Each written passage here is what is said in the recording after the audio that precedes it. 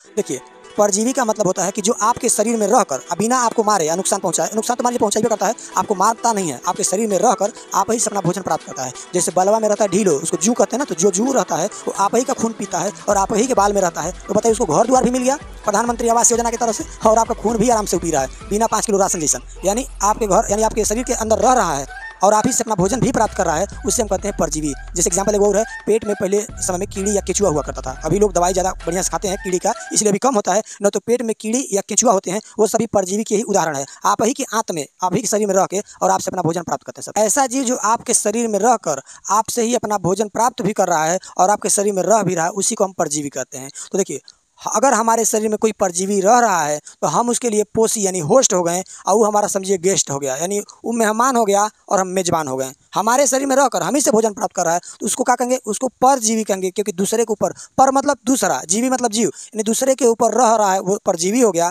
और हम क्या हो गए? उसके पोषी हो गए, हम उसको पोषण प्रदान करा रहे हैं।